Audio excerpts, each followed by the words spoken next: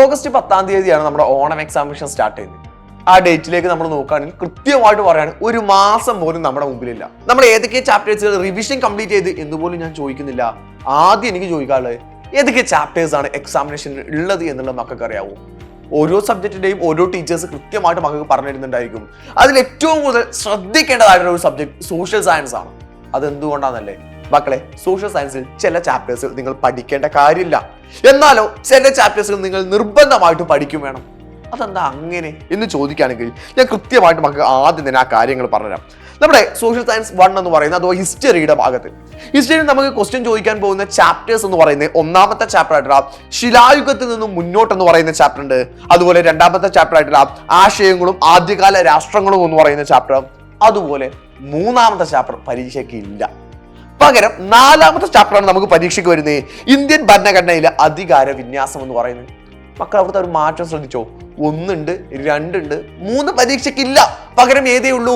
4-മത്തെ ഉള്ളൂ. പക്ഷെ നമ്മൾ പല ആളുകളും ചെയ്യുന്ന പരിപാടി എന്തായിരിക്കും? 1 പഠിക്കും, 2 പഠിക്കും, 3 പഠിക്കും. ആദ്യത്തെ 3 ചാപ്റ്റേഴ്സ് ആണ് ഹിസ്റ്ററിയിലുള്ളത് കേട്ടിട്ട് ചെയ്യും. അങ്ങനെ 3 പഠിച്ചിട്ട് പോകും. 4-മത്തെ ചാപ്റ്റർ പരീക്ഷയ്ക്ക് ഉള്ളതായിട്ട് നമ്മൾ അറിയൂല.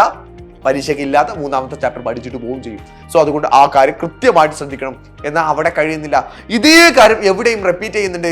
ജിയോഗ്രഫിയുടെ കാര്യത്തിലും റിപ്പീറ്റ് ചെയ്യുന്നുണ്ട്. ജിയോഗ്രഫിയിൽ നമ്മുടെ 1-മത്തെ ചാപ്റ്റർ ആയിട്ടുള്ള ലോകത്തിന്റെ നെറുകയിൽ എന്ന് പറയുന്ന on the roof of the world പരീക്ഷയ്ക്കുണ്ട്.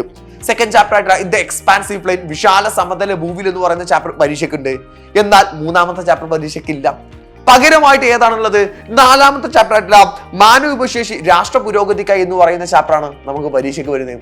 അപ്പോൾ കൃത്യമായിട്ട് മക്കൾ ശ്രദ്ധിക്കാം, ഹിസ്റ്ററിയിലും ജിയോഗ്രഫിയിലും വരുന്നത് 1, 2, 4 ചാപ്റ്റേഴ്സുകളാണ്. അതിൽ ഏതില്ല?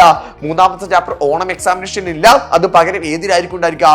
ക്രിസ്മസ് എക്സാമിനേഷൻ ആയിരിക്കും ഉണ്ടായിരിക്കുക. സോ ഈ ഒരു കാര്യത്തെ കൃത്യമായിട്ട് മനസ്സിലാക്കിയിട്ട് മാത്രമേ എക്സാമിനേഷൻ നിങ്ങൾ അറ്റൻഡ് ചെയ്യാൻ പോകാവൂ. കൂടെ തന്നെ ഒരു കാര്യം കൂടെ സൂചിപ്പിക്കുകയാണ്, മക്കൾ പല ആളുകളും ഒന്നും തന്നെ പഠിച്ച് കഴിഞ്ഞിട്ടുണ്ടായിരിക്കില്ല. ഒരുപാട് കാര്യങ്ങൾ റിവിഷൻ ചെയ്യാനൊക്കെ ഉണ്ടായിരിക്കും. അതിനെല്ലാമുള്ള നിങ്ങളുടെ ഏറ്റവും നല്ല സൊല്യൂഷൻ ആണ് സൈലത്തിന്റെ നിഞ്ച ബാച്ച് എന്ന് പറയുന്നത്. സോ നിഞ്ച ബാച്ചിൽ ജോയിൻ ചെയ്യാത്ത മക്കളാണെങ്കിൽ താഴെ കാണുന്ന നമ്പറിലേക്ക് വിളിച്ചിട്ട് വേഗം തന്നെ അഡ്മിഷൻ എടുക്കുക. നമുക്ക് അവിടെ അടിപൊളിയാക്കിയിട്ട് സെറ്റ് ആയിട്ട് പഠിക്കാം.